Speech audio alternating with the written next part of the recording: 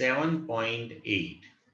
A non-uniform bar of weight W is suspended at rest by two strings of negligible weight as shown in figure. The angles made by the string with the vertical are 36.9 degree and 53.1 degree respectively. The bar is 2 meter long. Calculate the distance d of the center of gravity of the bar from its left end. So now see, first of all, understand this particular figure. See here. It is given to you the center of gravity is at distance d from the left end. And now we have to find this d. This particular rod that is in equilibrium. Okay. So now see here, this figure. This is the rod center of gravity which is at distance d from the left end. Total length of the rod is 2 meter. So from right end, the center of gravity is at distance 2 minus d. Now the string tied at the left end and with rigid support is making an angle 36.9 degree with vertical. Similarly, the string at the right end tied with the rigid support to the vertical wall is making an angle 53.1 degree with vertical.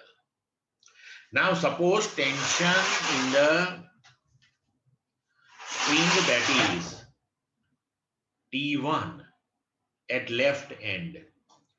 So its vertical component will be T1 cos theta and horizontal component will be T1 sin theta. Similarly, suppose the tension in the string at right end that is T2. So its vertical component will be T2 cos phi and horizontal will be T2 sin phi.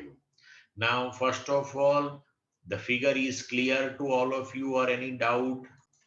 Now, system is in equilibrium.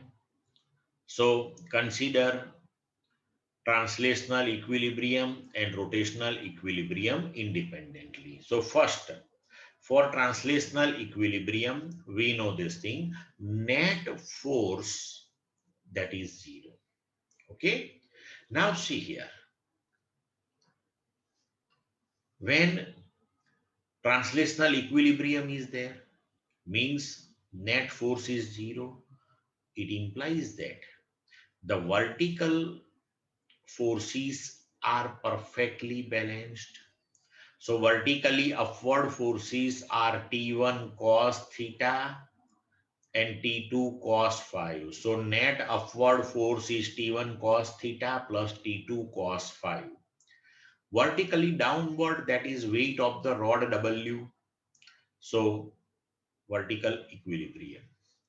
Then for horizontal, two forces at left end in left side direction T1 sin theta and at right end in right side direction T2 sin phi. These two horizontal forces are mutually opposite, must be equal in magnitude.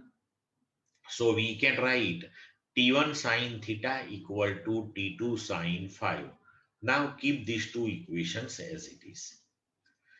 Now rotational equilibrium. See here.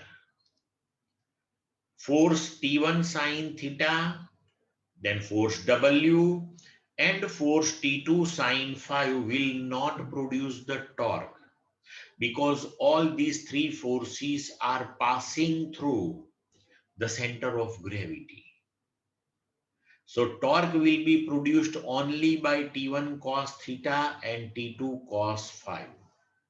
So torque produced by T1 cos theta, that is T1 cos theta into perpendicular distance d from the center of gravity. So T1 into cos theta into d. Then torque produced by T2 cos phi That is T2 cos phi into perpendicular distance 2 minus D.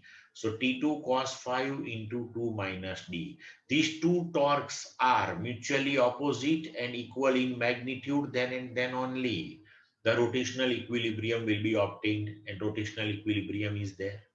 So we write this third equation.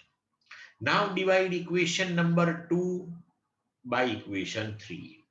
So T1 sine theta upon T1 cos theta D equal to T2 sine phi upon T2 cos phi 2 minus D. T1, T1, T2, T2 cancelled. Sine theta upon cos theta tan theta upon D. On right hand side, sine phi upon cos phi, that is tan phi upon 2 minus D.